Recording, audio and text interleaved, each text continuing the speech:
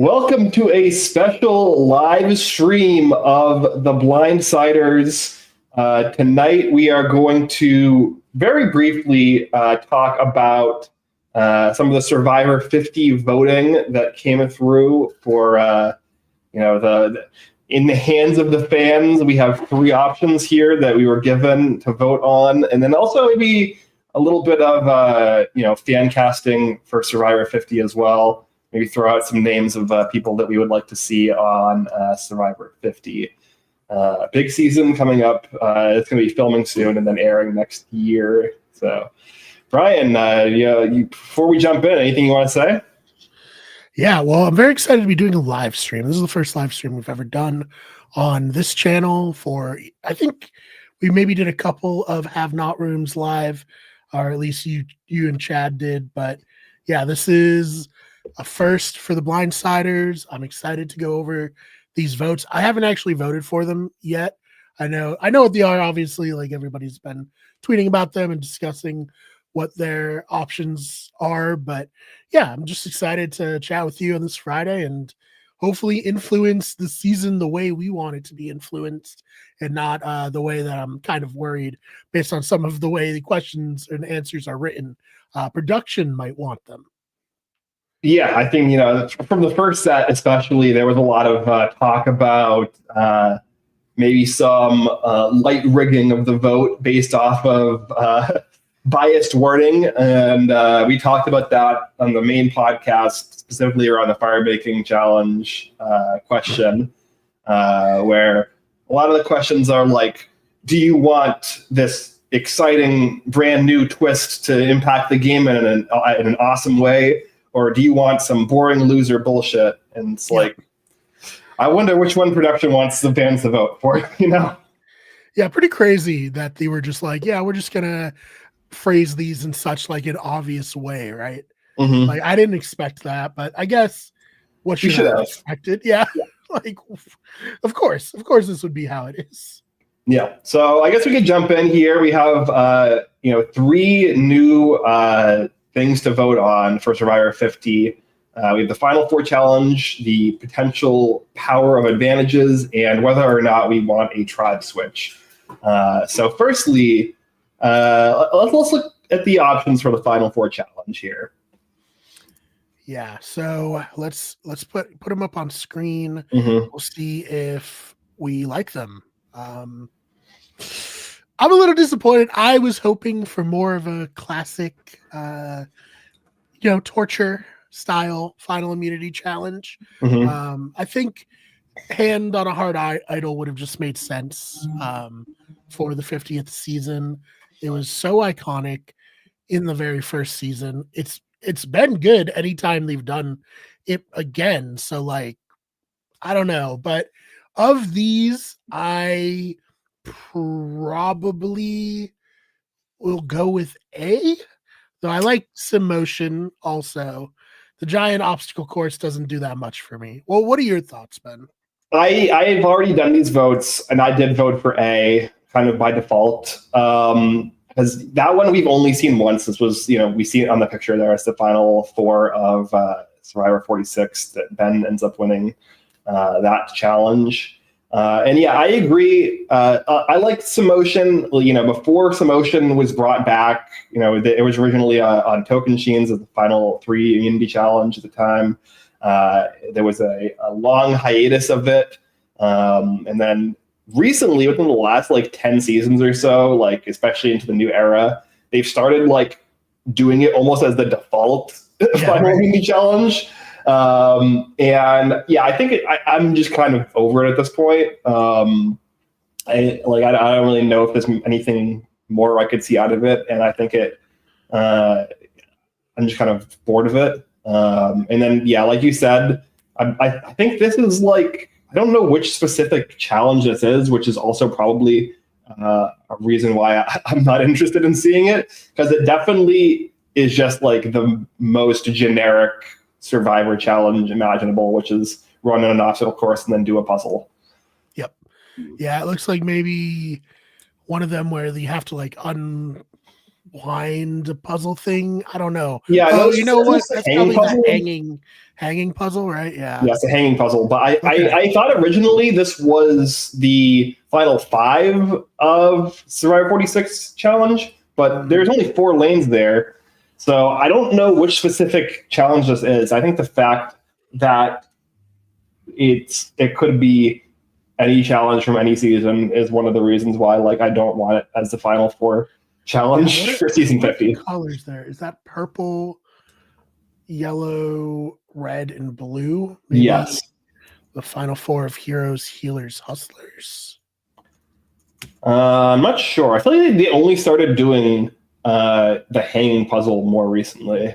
The final 4 was the one that Ben messed up on that. Was this yeah, I don't know. I can't remember, honestly. And again, like the fact that it wasn't memorable, yeah, because yeah, the final 4 was the where you spell Survivor and he had the U upside down. It was like the Yeah, I was just trying to go off colors, and I was like, oh, I know that one had that color scheme, but yeah, and I know 45 was 45 the one that Jake broke, or was that the final 5? I can't remember. oh yeah, not sure. Let's see, Survivor. Yeah, we probably should have done this like ahead of time to get the all of the facts in instead of going completely off of memory. No, this is good. If you and I don't immediately recognize a challenge, I think it looks like it's the final 4 challenge from Survivor 47. 47. Okay, so that makes me even less interested in seeing it because it just happened. Literally just happened, and I already forgot it. Yeah. Yeah. Okay. Oh yeah. This was the record breaking challenge that Rachel won, right? Right. Yeah. I mean, I was like pretty tuned out of the final or for the finale of 47 at that point because like by that point it was obvious that Rachel was the winner. So I was kind of like waiting for us to go through the motions. I think that's totally fair. So we both went with A in this one. I think we have some good points as to why, honestly. Yeah, it's unique enough. It's only been run once. I think it's like relatively balanced. I enjoyed watching. I think that my only issue with it was that there was like a moment in the challenge, at least when it ran in 46, where the challenge kind of like broke slightly, where I think Charlie's ball like jumped from the top of the Plinko to like halfway down because of like a weird gravity thing that happened with it, where like it wasn't like fully in the track all the way and like the Plinko track thing. So maybe if they fix that to make it so like something like that doesn't happen, because that's just, unfortunate. But yeah, then he ends up dropping and then like ends up behind in the challenge. It didn't obviously end up mattering a ton to the ultimate outcome, but yeah, I think that of these 3 options, that's the one that I disliked the least. But yeah, I think that's fair. I came in being like, if there's any endurance challenge, I'm hard picking that first. Yeah. Like, that's classic Survivor. Pretty much every final immunity challenge from the first 8 seasons is an endurance challenge. And I think that it worked really. I think that the show figured out the formula for a really compelling final immunity challenge very early on. And then unfortunately in Palau, we have Tom and Ian end up kind of breaking the format a little bit with the 12.5-hour long challenge. And I think at that point they were like, okay, we cannot do a standard immunity challenge or endurance immunity challenge anymore. We have to make one where there is some kind of endpoint to it. And then we get in the next 2 seasons, the Guatemala final immunity challenge is also like semi-endurance-y, but like it's kind of a be tall challenge. And then the Panama final immunity challenge is also kind of semi-endurance-y, but with like an endpoint to it. But in that one, it's like a be light challenge. And so neither of those challenges were fair. Danny wins in the final immunity challenge in Guatemala beat by default, basically because she's the tallest, and then Danielle wins in Panama because she's the lightest. And like it's just not possible for anyone to beat them by the way the challenge is designed. So I don't think that after that 3-season run, they ever really were able to like figure out a compelling endurance challenge that also was designed in a way that was both fair and had like a clear endpoint where it was impossible for it to go on indefinitely. Yeah, no, agreed. Ozzy was obviously he able to win the one where like it got smaller Yes, progressively. the elephant on the trees. Yeah. But like he's an anomaly in Survivor history. So, all right, you ready to move on to the next one? The advantages. Yes, I do want to say one more thing. The other challenge that I was interested potentially in seeing was blindfold maze, like a Heroes versus Villains Final Immunity challenge. That one I probably would have also picked pretty highly. That would have been good. I agree. So, all right, let's go to advantages. Mm-hmm. So, what did you pick when you voted? I picked minimal power. Yeah, I mean, I've complained a lot about the balancing of advantages in the new era. There's parts they've gotten right, and there's parts they've gotten wrong. But I just can't get the idea, and I said this on our podcast last night as well, of fire tokens on Winners at War out of my head.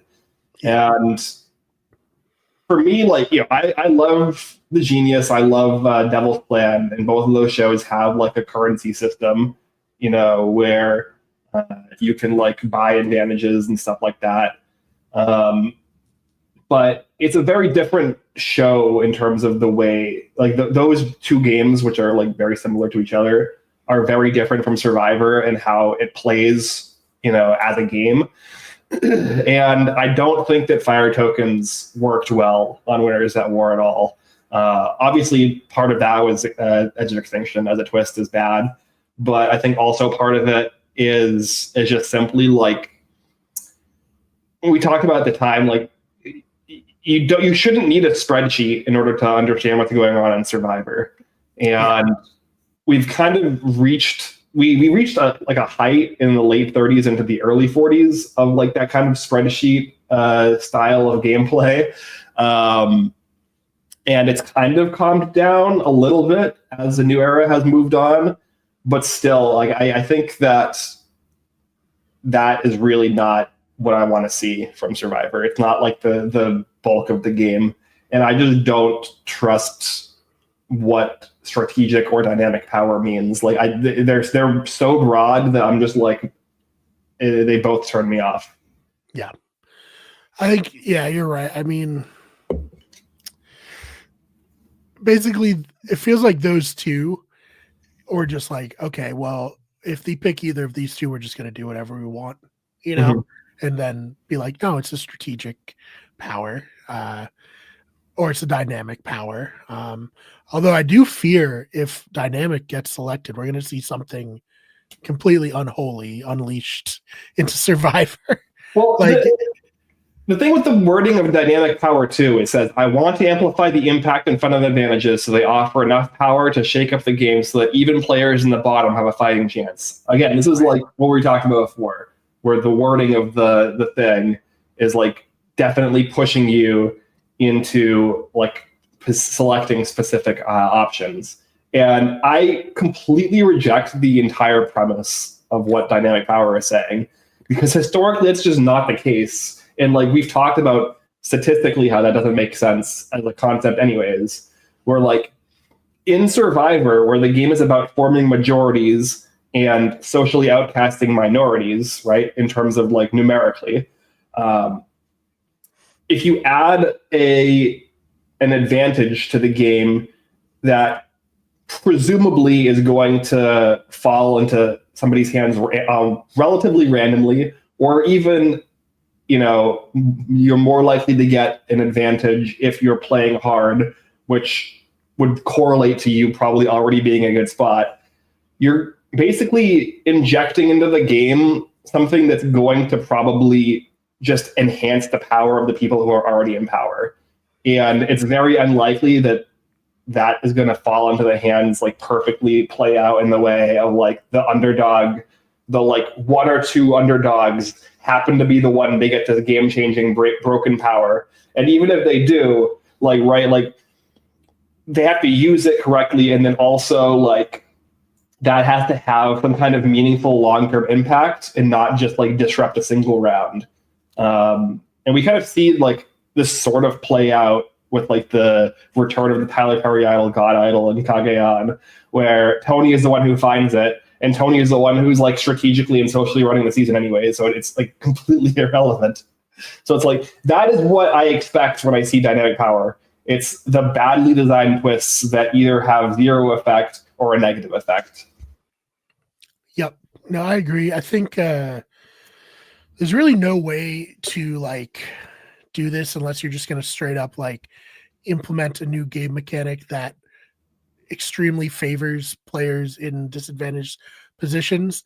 I think they tried to do that with fire tokens, where it's like you get voted off, you can will it to somebody. You're probably going to will it to somebody who's in a bad spot. Maybe they could bring something like that back in terms of like, I don't even know. It'd be such a different game. Like you have a fire token and that allows you to choose to go on a journey, something like that. You pay for the journey with the fire token or something like that, or two, so you can't just everyone do it. And but that's like getting way out there and getting really far away from like what Survivor is, to the point where it's like I don't know if it's necessarily necessary to try to make this work to have like crazy advantages in the game. Yeah, I really do worry that the show has kind of gotten to a point where they just won't let bad players lose. Right. Like at a certain point, you kind of just have to let bad players lose and fail. And like, most of the time, like obviously there is variance and luck involved in Survivor, but like most of the time, if you're in a bad spot in Survivor, it's probably because you're just not good at the game. Like, like it's rarer that happens, and then like a power advantage or an idol will like bail you out.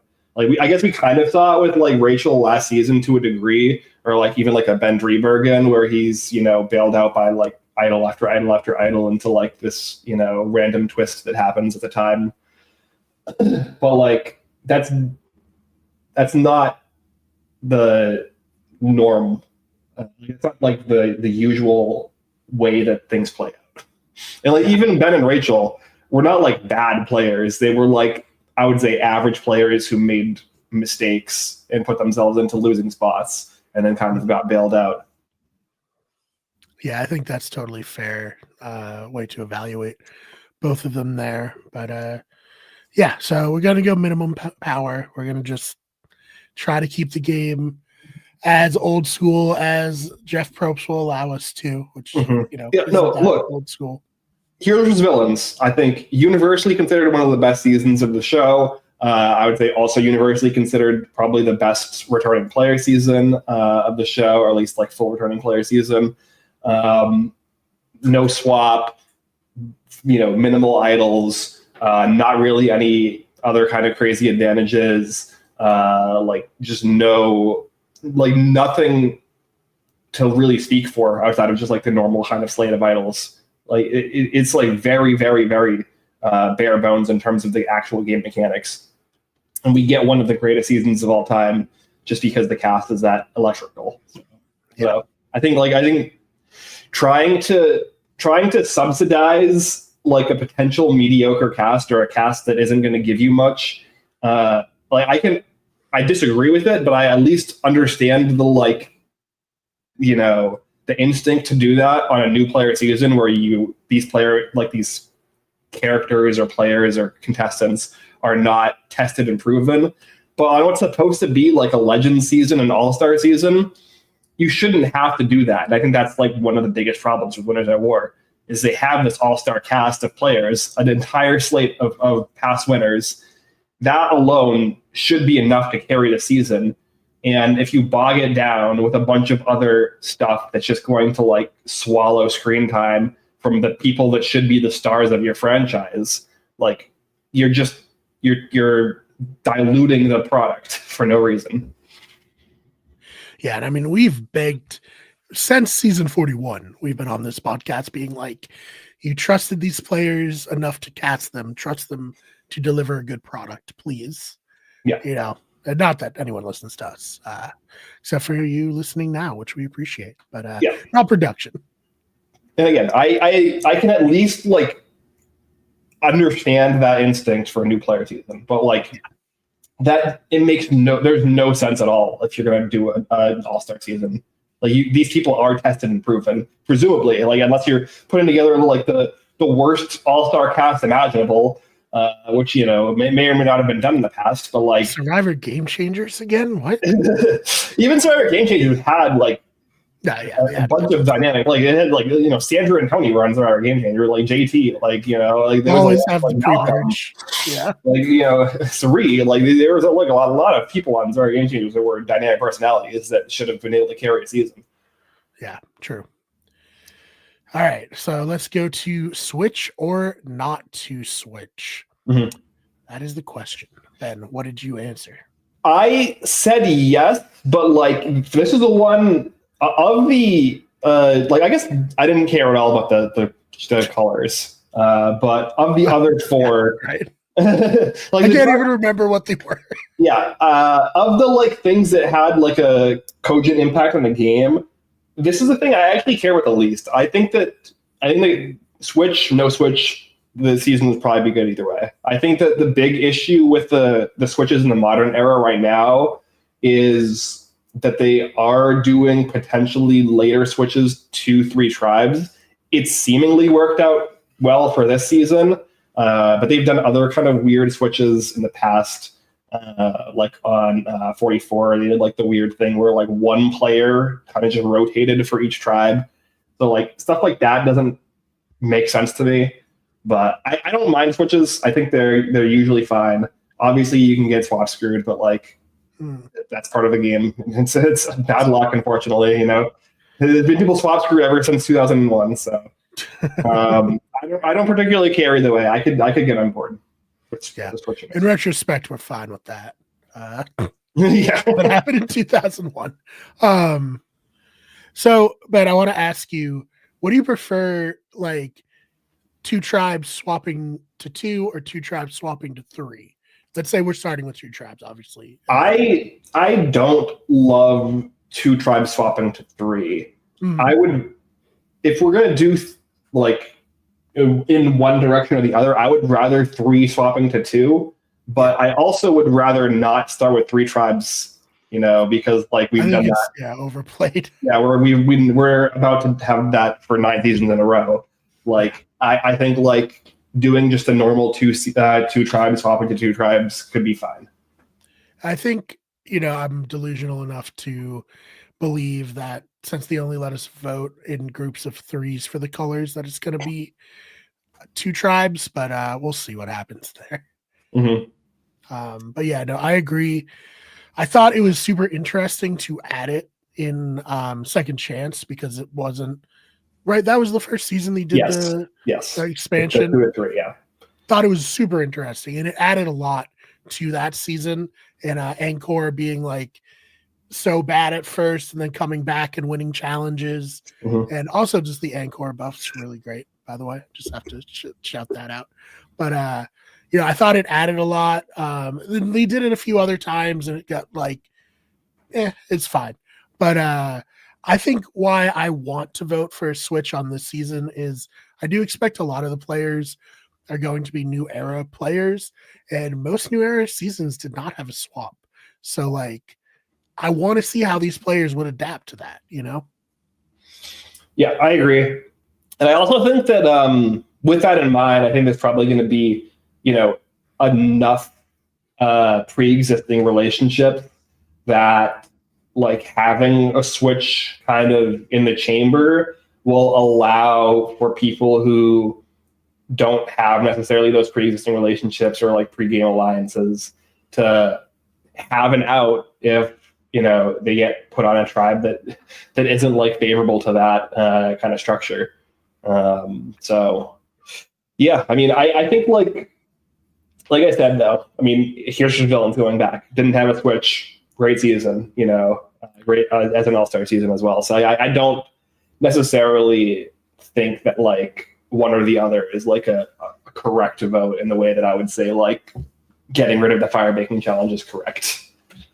Yeah, and All Stars, they didn't have like a regular swap. They did like the split one try. Yeah, they had like an absorption, and then a totally not rigged swap where everyone ended up on the same tribe except for Amber. Mm-hmm. That was very legit. No rigging going on there, of course.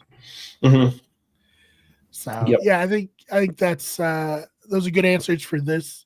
I love that they're letting us vote on something. I hope that we really are having some influence and we're not like the younger brother being given a PlayStation controller that's not plugged in. Mm-hmm. I wouldn't put that past Survivor production either. And then being like, well, you voted for it. You must like these things, So it'll be interesting to see. I want to believe that people like us, the freaks, the people who are spending our Friday evenings live streaming these questions, where the majority of people who are going to be voting and we're at least like aligned to a point where I can live with the results of this group versus like a more casual fan base, Yeah, I don't know how many people, like what percentage of people are like seeing these promos that Jeff is doing into the commercials and being like, oh, I got to go on and vote for a season that isn't going to air for another year.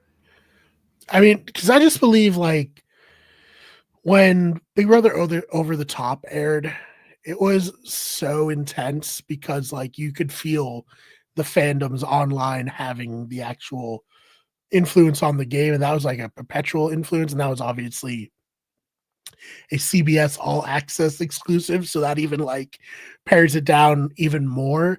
But I do agree with you. Like probably a lot of people either watching this on like tape delay or watching it like, streaming later where they might be missing these.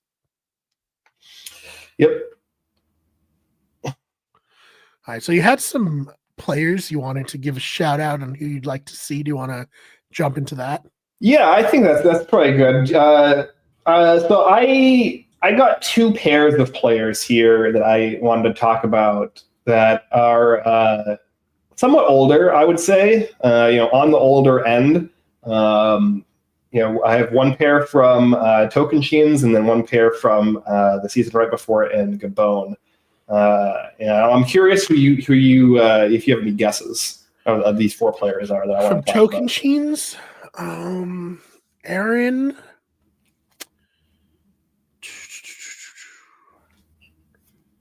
Brendan? Aaron is one. I want to do Aaron and Taj. Taj. All right, yeah. The only reason I didn't say Taj is I know Taj has been like, I don't want to do that again. Yes, I know that. I'm aware. But I would love to see her again. I thought she was great. Yes. Yeah. No, for sure. I think Aaron is the more like reasonable of the two. I don't think that Taj would do it. But I wanted to put her name out there as well. But I think Aaron is actually still tapped into the show and would play again. I think that she's somebody who I think gets forgotten in some of the bigger personalities from Tocantins. No, agreed. I mean, she had a great arc on that season, being like so ostracized from her original tribe, and then linking up with the Jalapal 3 and getting down to the end with them and even usurping Taj's position in it and finishing in third. And, if JT doesn't win that final immunity, probably going to the end. So, yeah, I'm down. I'm down for both of them. I just don't think Taj will come back, but I would love for Taj to come back. No, absolutely. No, I'm definitely very much aware that that Taj is not going to be on Survivor 50. But no, I figured that while I was talking about Aaron, I was like, you know what? Let me throw Taj in there as well. No, I love it. All right, so who's next? Which season did you say again? I said I had a pair from Gabon. Oh, okay. Are these one-time players, multiple-time players? One-time players. Kenny and Crystal? Kenny and Crystal. Yeah. You You gotta have them back. It's crazy they haven't been brought back. It's crazy, Yeah. absolutely crazy. So I think Kenny would do it. What do you think? I think that both of them would do it. Honestly, I think Kenny. I've only seen Kenny more because he like streams and stuff. Mhm. I don't know what Crystal's up to, but I think it'd be great for both of them to come back. Yeah, I don't know if it's likely that you would get both of them back. I think, like, you know, if we're reaching back that far into the Survivor, annals, then they're probably only going to grab one person from each of these seasons. Like, I don't expect there to be a season with multiple players returning on 50 that isn't from the new era. Right. Yeah. So, yeah. But either one, either Kenny or Crystal, I would want 100%. Yeah, agreed. I think Kenny's kind of underrated as a strategist, honestly. Even Crystal is too. I think, yeah, I would love it. You know, the "You Made My Life Hell" from day one, awesome, iconic moment, super fun. So, yeah, I mean, you know, I love Gabon, so I'm bringing everyone from Gabon back. Really, get Jillian out there. The ace. If she's still alive, hopefully she is. Hopefully she's doing well. But yeah. All right. What was the next season? No, those are the four that I wanted to talk about. I had two from Gabon, two from Tocantins. I don't know if you have any players that you want to talk about. So I didn't officially prepare. Next time we do a vote, I'll do a better job. But like off the top of my head, trying to like balance who's like reasonable and not.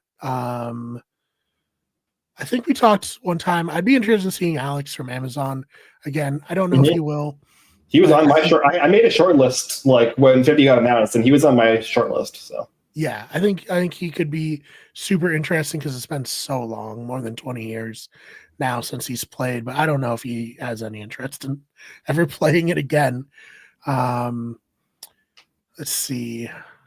I think I'd like to see, and you know, obviously we've met Kobe Archer from Survivor Palau. I know Kobe wants to play again. I don't know why they never brought him back. I thought he was a very interesting and good character on Palau, and he was a little stifled by one, the era he played in, and two, like the fact that his tribe won so much and was able to kind of form such a tight bond and like prevented people from really wanting to play aggressively in that era of Survivor. I don't know how you feel about that. Yeah, I mean, Palau's like such a unique season in terms of like the way it plays out because of Karor winning every community. It's really not.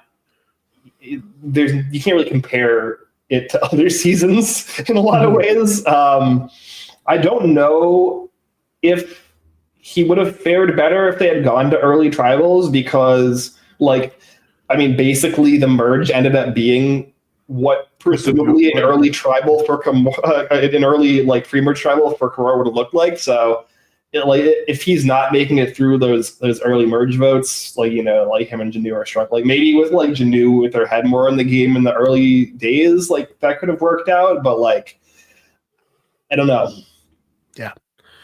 Well, I'll stick. I want Earl to play again. We've talked about him a lot. Didn't work out for Winners at War. Very disappointing. But, I thought even though Yule didn't make the merge, I thought having Yule back on the show was so great. And it's like, we could have had Earl too from that same era of Survivor. And that would have been really neat. How do you feel about Earl? No, Earl 100%. I think when Winners at War was announced, I mean, Earl was like one of the people that I was the most excited to potentially have back, and then it didn't end up playing out. I know that he had like family stuff. I think he had kids or pregnant wife or something. So yeah, something to that effect. So yeah, I'm gonna head back to Palau for this one, but Micronesia this season. I want to throw a wild card. What about Mary? Not Mary. No. Mary. Let's get Mary back on there. No, Tracy is who I actually would love to see back. I thought Tracy had so much more game in her than she was allowed to like play because she didn't fit in great at the beginning, but showed that she was good enough to hang in there. And then at the swap, she got clipped. And I just feel like, and also at the swap, it was because Chet wanted to get voted off, right? Like Tracy could have stayed in had Chet been willing to vote Ozzy off, right? No, 100%. Like the fact that Tracy is basically in a minority position in that original Fans Tribe, with two people who end up both eventually quitting the game. And she's still able to pull off things like the Mikey B play, and like the Mary play, obviously, as well. Like there's so many like really, really interesting things, and like a lot of that obviously is like Joel being very easy to manipulate. But she did it. She did it. And she did it with like the like lowest amount of resources possible that you can have as a Survivor player. So absolutely. I know a lot of people are, if we're talking about like Micronesia, like Fans Tribe, a lot of people are like huge Natalie Bolton fans. I've watched Micronesia multiple times and I still don't. I feel like Tracy through whatever 6, 7 episodes is like more of a figure on the season than Natalie through the entire season. Like Natalie is on like straight up like 2 or 3 episodes of the show. She's invisible for the entire season up until the end game. I don't understand the like Natalie Bolton hype. I feel like it's all because of the, like handful of like intense confessional she gets at the end, and then the final tribal council question of Harmony. I think I don't get the hype for Natalie Bolton at all. If I'm bringing back somebody from the Fans Tribe, I agree. It's going to be Tracy Hughes-Wolf. I love that. I love we're on the same page there because I just feel like, it's such one of those instances where it's like, oh man, like what an amazing casting, and we just weren't able to see it through, and just that's just Survivor sometimes, but very much someone who's like a second chance type of person. Mm-hmm. So I did 3 guys, 1 girl. I'll do 2 more girls. And these are just like off the top of my head. I haven't done a ton thinking of them. But what about Holly from Survivor Nicaragua? I think Holly is great. I mean, I'm like you said with Gabon, for me with Nicaragua, like really underrated from Nicaragua, and I'm happy. Yeah. I think Holly would be a really cool pull. So yeah, I think she'd be good. Obviously, she's a little older now, probably in her 50s by now. I think she was in her mid 40s on her first season. So who knows if she's down 59. To play 59. I mean, a little old, but I don't know. I another player where it's like played a bad time to get brought back, just because she was after Heroes versus Villains, and she realistically, there was only 1 season with returning players from Survivor Nicaragua, right? It was just Brenda on Fans versus Favorites 2. Mm-hmm. So that sucks. Feel like you could have more. Marty also would have been a good one to bring back before now, but all right. So last one. Got to think about this. Give me Chrissy from Heroes, Healers, Hustlers. Someone who I think wins the game, if not for that twist. Obviously, people can argue Devin may have won. I personally think Chrissy would have won, but I'd love to hear your thoughts on that pick. That's actually funny because I have Devin on my short list for the same reason. Because I think that Devin would have won if not for the twist. That's totally fair. Like, you can argue either way. We don't know. We were robbed of probably a really good final tribal council. Mm-hmm. No, absolutely. I think either one I could get behind. I think seeing kind of Chrissy play in like this kind of more new era meta, I think it probably would fit a lot of. I think it would fit her style of gameplay better. And she would probably get more respect. I agree. And then I'll just do 2 more because I didn't get to Survivor David versus Goliath. Mm-hmm. I want Davey and Gabby, if they're interested, to come back and play because I really enjoyed both of them on that season. Yeah, no, 100%. I mean, like I think the 2 from David versus Goliath that always get brought up are going to be Christian and Angelina, right? Yeah, But those are the obvious ones. I had to. yeah, be a no, little I agree. I pretentious have about Davey it, for I know. sure. I have Davey on my list for sure. And like I think Gabby playing again would be interesting as well. Yeah. I mean, she was our winner pick, right? Both of us had her Mhm. as our winner pick that season. We were defending her. I think on her boot, we went to a live viewing and we were We trying did. to Yeah. defend her moves. So, Gabby, we're in your corner. And I do think Davey is someone who production really liked, and I think will get brought back for 50. So I'm putting flag in it. He was almost on the traders, right? Yes, he was in talks for the Traders, I believe, this past season. Yeah, his name was floating around when some of those early cast leaks were coming through. And I almost wonder if like Jeff called him and was like, "Hey, I don't really like people going on the traders. You'll be on 50 probably. Just like Mhm. hang tight." That's Yeah. my hope, anyways. But yeah, I mean, as the season gets closer, we'll do probably like a bigger one of these with Dylan. Maybe have a guest on as well. And next time voting comes up, we'll definitely do this again.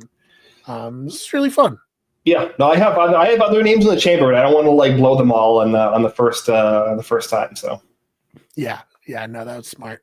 I went too hard, but because I was like, oh, I know, I'm gonna say Davey and Gabby, and then I was going through like mentally season by season. I was like, oh, what about these people, Mhm. So, but there's just so many good Yeah, potential players to come back. So yeah, it should it should be a good cast, no matter what. It should be. But then, my worry is like we get like 85% new era people, and like, half of them are like kind of, it could go either way. Like, believe me, they're great new era players, right? There's a great new era characters, great new era players that can come back. I am very worried though that it's going to be too new era heavy. Agreed. And we'll see what happens there. I wonder if like it would be like when there's a war where it's just like almost all Mhm. or was all the pre-merge like Mhm. before season 20, right? Like Mhm. except for Natalie. Yeah. Terrible. So all right, Ben, anything else you want to talk about before we get on out of here? No, I mean, this went longer than I expected. I expected maybe 20 to 30 minutes, and we're already at almost 45. So We can talk about Survivor, Ben. If we can talk about anything. 100%. Like, it's definitely, you put a camera and a microphone on us, and then, we'll go longer than we expect, for sure. Yeah, absolutely. Well, you want to tell people where they can find you online? You can, I guess, find me on Blue Sky. I don't use Blue Sky too much. I put out a little post before this just in case, like, one of my like 6 followers cares. Right. Yeah. But yeah, I mean, you can find me there, and then otherwise we'll be back next week. Yeah, next week will probably be just Ben and Dylan. I don't think I can make it work for being here, but you're in good hands without me. Ben's the host of the show, anyways. I'm just here to talk about back in my day of Survivor each episode, really. But yeah, you can follow me on Twitter at the fake BMR, BMARR. Main channel is Wicked Everything. This channel is Better Radio, and we have our sports channel, Wicked Sports. Thank you so much for listening, and we'll see you in the next one.